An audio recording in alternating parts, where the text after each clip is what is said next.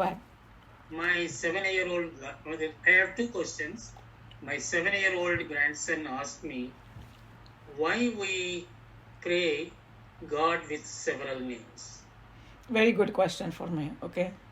So that is first question.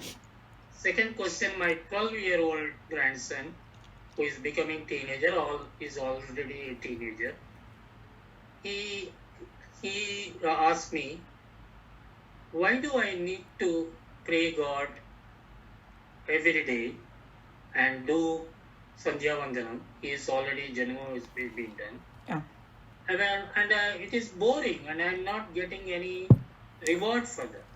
Okay. Very good question. Lovely questions. So those are the two questions. Okay. So Yeah, I'm gonna put my, Bal Vihar teacher's hat now. Okay. So the first question was, why do we have God called different names? So the way you want to answer a 7-year-old is that you can have one person and you have many names for it. It's like, okay, here is a, what does he call you? Tata. Dada? Tata. Tata. Okay, so Tata is there. You call me Tata. And then what does your son call you? Baba? I don't have son, daughter. Daughter. What does daughter call you? Baba? Well, daughter calls me Dad? Daddy. So, and I'm daddy to the daughter because that's how she likes that word. And then you have, when you go to your patients, they call you Dr. Prabhakar. Your friends may be calling you Prabhu or I don't know, whatever. They may have given some names. And am I a different person? No. But why do you call me by that name? Because you feel that, this is my grandpa and I want to have that relationship. So God is everything, but everybody cannot treat him the same because he has so many different jobs, and all that. So you just pick your favorite name. That's all. So we have to give them that freedom, who they connect to, Lord Krishna, or it's the same thing. But I want to worship in that form, or I want to look at God in that form. So that's what I would say a 7-year-old, Or you can stretch that example to other things also. That, they like sports. Hey, when you go and play on the field, you are a soccer player. When you come home, you are my little grandchild and your mommy's boy, but you are the same person. So that's why God has so many names. So that's one. And then 12-year-old who asked, why do I need to pray? So we have to teach them, we are not praying to beg for something. We are praying to say thank you. Saying in America, he koi chammach bhi deta tha, thank you, thank you, thank you. He says that when I came in this world, who gave me everything? Who is giving this to my dada? Who is giving this to because 12-year-old have a little more. What grade is that 12-year-old? 7th grade. 7th grade. So I think they've already probably come to that little bit of Vedanta slight. That when we come in this world, who provided us everything? You can say, okay, nature provided. Fine, nature is God also. So we are doing it because if we don't say thank you, we are not civilized people. So when we praying, we are saying, we are remembering, wow, God is so great. It fulfills my all desire. And then he might say, yeah, but I want this or that. And he's saying, does a parent give everything to a small baby? A small baby will want to put some poison in his mouth. The parent will give 2 thappad because they don't want him to get hurt. So God only gives what is good for me. But, God is also very kind. He gives me so many extra things. And in America, these boys or girls at 12, they got more than anybody in the world out there. Correct. So I think they can have a thinking power where it's coming from. You may, dad is earning the money. Who gave the power for dad to earn the money? And all that. Like that, you take them. Or, okay, you like pizza. So I ate pizza. See, pizza is good. How did you get the pizza flour? The farmer brought it. How did the farmer get it? He got the seed. Did the farmer make the seed? No. God made the seed. That's why we want to pray to God and thank him. Thank you. Yeah, it's a thanking. So then their minds also shift. They don't constantly demanding things from God or asking, fix this, fix that. No, we are just in gratitude of God. That's how I would say it. I don't know that how Yeah. yeah. Yeah. Thank you. Thank you. Anybody else can also. I thought those are, when kids ask questions, that's the best. It makes us think too, right? Yeah.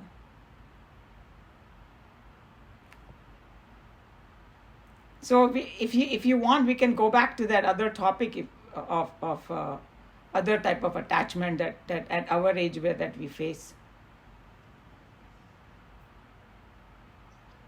And the other thing is that even between husband and wife, it's not like you're not going to miss them. It's not like you're going to forget about them. And like a lot of people at our age, when a partner dies, you don't start looking for another partner because you got your whole family and this. Somebody has a need, can go and do that. But it's more like, how do I deal and not get so depressed? Isn't it? The main thing. I think that's when all these things are coming, what Geeta ji said, that if you have a bigger picture, then we won't get depressed. Mati Geetaji said very rightly though, because this is a stage where all playing our parts as husband and wife. She's right, the separation is going to come. There is no question about it. It's unavoidable. Unavoidable. We don't think about it. But when it comes upon you and there's no guidebook how to deal with it. Yes, and that's why all this adhyatmic thing really help. Things that's absolutely help. Yeah. Because in the world जाएंगे ना तो लोग all रुलाएंगे और वही बातें करेंगे. 10 बार पूछेंगे and all that. It just make you more depressed. So I think it's better to discuss in a forum like this because you will actually get some good answer. And in the end, like somebody was saying that husband wife का जो relationship है ना, we think, oh yeah, I saw this person at a younger age and I fell for this person. All that is all nonsense. It's a karmic relationship. So when the karmic relation is so strong, like my dad used to say, your spouse to be जब सामने आता है ना, सब कुछ अच्छा लगने लगता है मुझे. And you want to marry that person, बाद में चाहे, but it is a karmic relationship. That's the strongest karmic thing. So जो सेवा का ये वो, you better fulfill it, नहीं तो 7 जन्मों तक फिर वापस आना पड़ेगा. Actually, all the saints and all the the Mahatmas say these things. Like that was the period your relationship was. So and you don't forget about those, but at the same time, it was meant only for that much time. That much time. Like our teacher used to say that in the worldly plane, plane we're talking about, every relationship has an expiry date. Right. Just like you buy a food and there is an expiry date, because and people who live very long, sometimes their children die in front of them. It is happening already. Because the father is 95 and the son is already 75 or 80 or whatever, and for some reason he quit.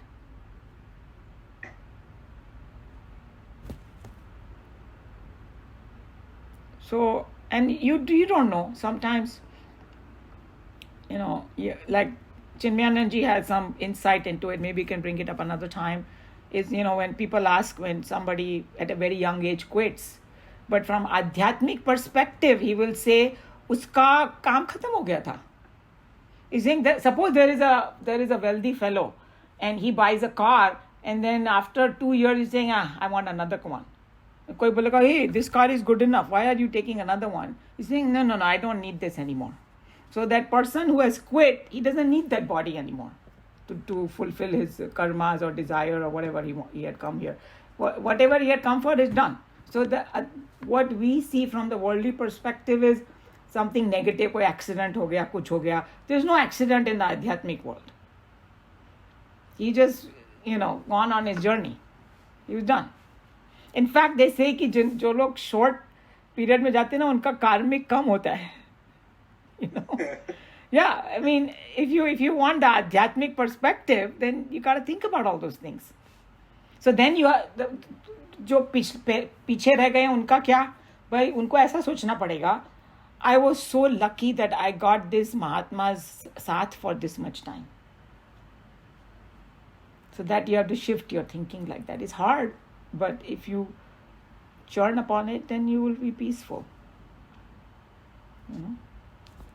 Because it's not in our hand. It's not in our hand. It is actually, it's tougher because I'm going through that. Yes, you are going through it personally, 100%. Yeah. And I mean, I can relate to what Geeta ji was saying though, because all those things ring true in my mind. Yes. Because absolutely, but it's tough though. There is no guidebook for you to follow, and except for reading the scriptures, that actually makes it easier. yes. Listening to Mahatmas makes it easier because they have wisdom way beyond my thinking powers. You know, Yes. they've been explaining it to me, like whenever I get a chance to talk to somebody who's learned, they explain that you didn't know this person before you married her or him, and your association was like that, and now that they are gone, you don't know them again. Right. So I think that's why in India में बोलते हैं, that's why Chinmayanand जी का ये vision था. That's exactly why. Hey, don't wait for something bad to happen. Then hey, why don't you learn Adhyatma right now? So when the bad thing happens, you'll be ready for it. Right? So because इतना depress होके इतना करके फिर मंदिर में जाओगे करोगे तो अभी से सीखना शुरू कर दो ना. पुराने जमाने में तो वही करते थे, उनको दोनों सिखाते थे. उसके बावजूद भी कोई हो सकता है. That's what happened to Arjun. He learned all the adhyatma, but it didn't sink into him. So that's why the sadhana has to continue. And in the spiritual realm, if you will find very satisfactory answer. जब थोड़ा मन शांत हो जाएगा, you know. But दुनिया वाले तो जो लोग आध्यात्म में नहीं है वो they will only make you more depressed. बार बार कुरे देंगे, क्यों हुआ, क्या हुआ, कैसे हुआ. अरे जाने वाला चला गया, अब उसको just don't talk about all that, right? क्या फायदा? No, but I talk about it more like fond way rather than feeling. Yes, no, that you can. I mean, there are people who talk about their spouse who has left, totally normal way. I also talk about my parents, you know. Yeah. I talk about them all the time with my boys also, because they had a fond relationship with them, and they all, Nani ji did this, that. Nobody's saying, but what I'm saying is, suppose somebody got sick and died or something like that, then you don't want to keep dwelling on that. अरे मैं ऐसा करती तो ये हो जाता. And I'm sure we all tried our best to take care Exactly. of So that and in fact, every now and then I listen to some other people on YouTube too, and they say like our good and bad vibes do reach them. yes, they do. Yes. If we, like Sister Shivani actually talks about that the Brahma Kumari ashrams, you know, that so if you are happy, they are happy. Yes. If you are sad, they're sad. So it's, in fact, then you make a conscious effort not to be sad, so that you don't want your departed soul or friend to feel those. Very powerful point, and that is the truth. Because subtle world, it's a vibration world, and it reaches us. All your feelings reach to them, and you don't want them to be stuck because they have already taken that step. So you want them to continue in their journey, and you don't want to be pulling them with negativity. Absolutely.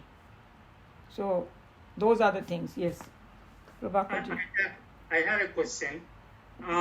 We talked about the last two slokas in Bhagavad Gita, chapter 6, about one who really practices yoga, meditation, fully, and he reaches the moksha. Correct? The second one is, some reason he has not been able to complete the journey, and he will also have he will go to Swargaloka. That is what Lord Krishna, Bhagavan Krishna has assured. I am wondering that if the third category, he or she did not have any opportunity to know about Bhagavad Gita, never heard about this, what Lord Krishna has said, never practiced, what happens to? No, I think you got a little bit confused. He's talking about one state is, okay, you're going on your journey, and within this life you read moksha. Yes, And then yes. the other scenario was you did not reach the moksha. Then he divided the did not reach the moksha into two different parts. So he has some inclination either from your previous life, or he got exposed to the Adhyatma this life, or he had it from. So he's started his journey, but he didn't reach, and there could be two reasons broadly categorized. One was lack of abhyas, and one was lack of vairagya. That's how the division was. So when you said that Bhagavad Gita and all that, there are some kids, and even over here you see Shireen. Shireen had never studied this way, the way we are, but she connects to it very quickly. Yes. Right? Because she has done her previous sadhana in her previous life. Okay. So that's how it happens. So not necessarily, it can be any other religion also. It can be, there are people who don't read any book, like Sadhguru. He said he's not read Bhagavad Gita and things like that in depth, but he still has that experience of oneness with Brahman. All right. Right? So they are just talking about, so I think that division had a little bit confusion in your mind. So it was, one is who already reached, and one who didn't reach, and who didn't reach, he divided into two. Okay. Okay. Yeah. Thank you. कितना बच गया? Okay. एक हाँ, कोई है और प्रश्न? नरेश जी? Okay. So we can, whatever, next week we can continue some of the discussion, but everybody, thank you for sharing your personal experiences as well as other things to help everyone. Okay? Yeah. Hari Om. Hari Om. Hari Om, everyone. Hari Om, Hari Om, Hari Om.